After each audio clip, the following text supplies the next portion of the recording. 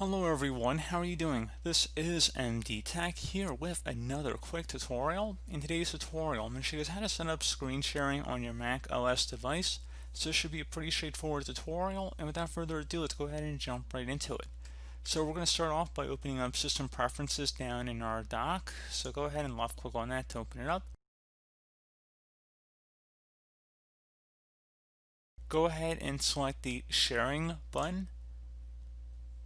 Versus screen sharing, go ahead and left click on that and then check mark the box versus on so other users can access your computer screen.